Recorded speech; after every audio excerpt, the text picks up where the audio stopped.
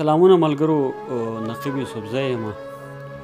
د صوابۍ اواز چې کوم پاڼه ده په یوټیوب باندې، د هغه ملګري غوښتنه ده هغوی ته څه شعرونه د هغوی کتونکو ته ډالۍ. د غزل نه مخکې د غزل یو دوه شعرونه دي.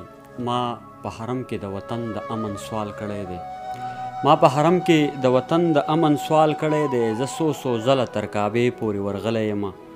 نقیبه زه یې د یو غم بلا ته پرېښی نه یم، د مور دعا د هرې سختي نه ساتلی یم. غزل دی دغه ټولو کتونکو ته ډالۍ چې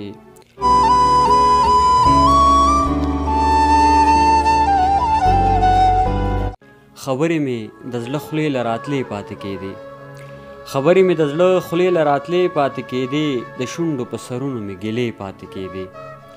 زمونږ ترمنځ ستا یوه خبره داسې وه چې زمونږ ترمنځ ستا یوه خبره داسې وه چې زمونږ ترمنځ ډېرې فاصلې پاتې کېدې.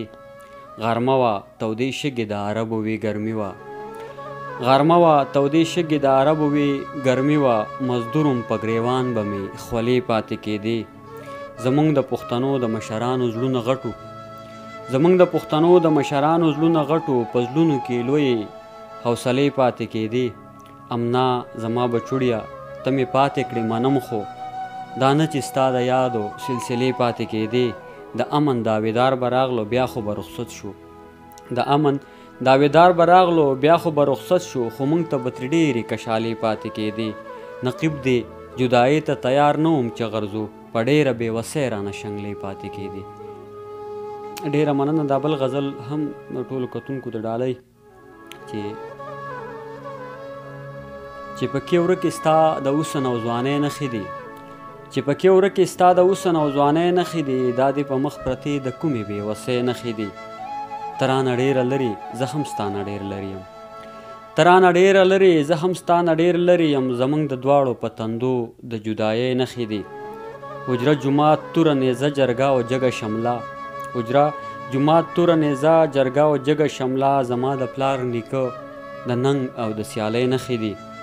پردی وطن ورید په غارمو پولی پولی لاسونه، پردی وطن ورید په غارمو پولی پولی لاسونه، زما غریب دغه یو څو د مزدورۍ نښې دي.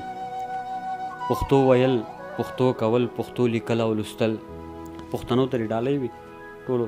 پښتو ویل پښتو کول پښتو لیکل او لوستل، پښتونه دغه ګورې ستا د ترقۍ نښې دي.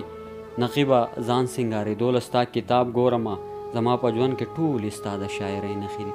هر چېرته چې ملګرو ښاد آباد بریالي اوسئ. د دغه ملګري چې کوم چینل دی کومه پاڼه ده په یوټیوب دغه درسره سبسکرایب کړئ. ډېره مننه.